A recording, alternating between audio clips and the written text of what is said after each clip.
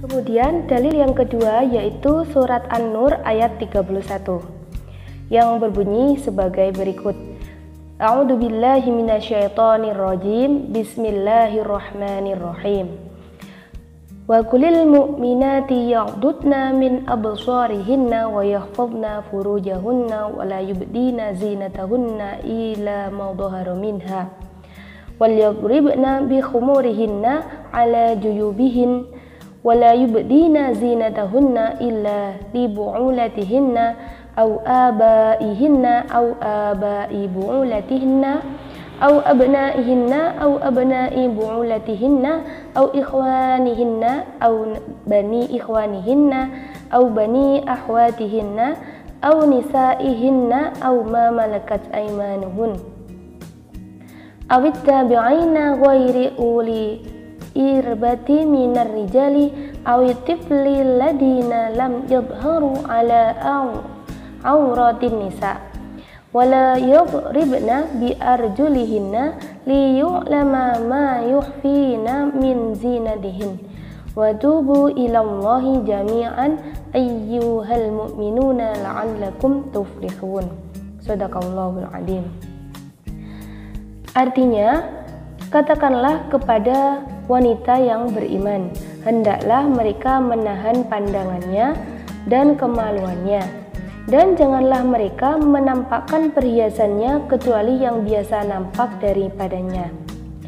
Dan hendaklah mereka menutupkan kain kerudung ke dadanya, dan janganlah menampakkan perhiasannya kecuali kepada suami mereka, atau ayah mereka, atau ayah suami mereka, atau putra-putra mereka, atau putra-putra suami mereka, atau saudara-saudara laki-laki mereka, atau putra-putra saudara lelaki mereka, atau putra-putra saudara perempuan mereka, atau wanita-wanita Islam, atau budak-budak yang mereka miliki, atau pelayan-pelayan laki-laki yang tidak mempunyai keinginan terhadap wanita, atau anak-anak yang belum mengerti tentang aurat wanita. Dan janganlah mereka memukulkan kakinya agar diketahui perhiasan yang mereka sembunyikan. Dan bertaubatlah kamu sekalian kepada Allah, hai orang-orang yang beriman, supaya kamu beruntung. Jadi, di dalam surat An-Nur ayat 31 ini ada beberapa bagian penting atau poin penting yang harus kita ketahui.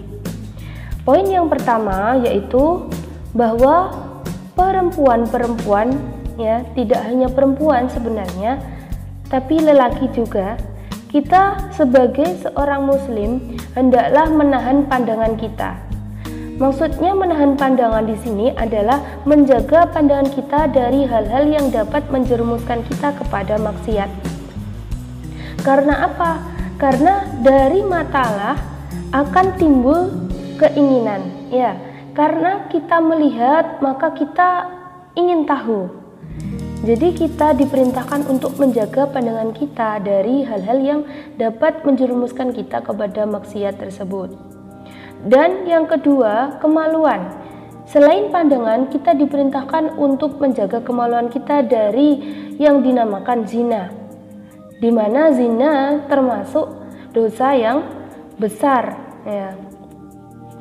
Dan janganlah mereka menampakkan perhiasan. Nah, di sini perhiasan adalah aurat, di mana kita dilarang menampakkan perhiasan yang biasa nampak pada diri kita. Maksudnya di sini adalah aurat, ya, yang tampak pada diri kita.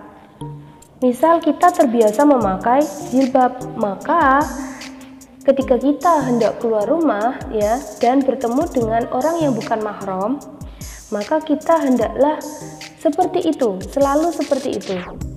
Yang terbiasa tampak pada diri kita misalnya adalah wajah kita, ya, maka kita ya menampakkan wajah kita saja, jangan menampakkan aurat yang lain. Lalu poin yang kedua yaitu hendaklah mereka menutup kain kerudung ke dadanya. Di sini kita diperintahkan untuk memakai kerudung yang menutup dada. bukan pakai kerudung yang minimalis ya, seperti itu, yang hanya mungkin menutup leher atau hanya menutup rambut kita. Bahkan kadang ada yang memakai jilbab atau kerudung tetapi tidak menutup aurat, rambutnya masih kelihatan ya, tidak menutup dada. Nah, seperti itu yang kita hindari. Nah, poin yang ketiga ya, di sini disebutkan tentang orang-orang yang boleh melihat aurat perempuan. Di antaranya yaitu ada suami. Lalu ayah suami itu artinya mertua ya. Putra-putra itu berarti anak lelaki ya, anak lelaki kita.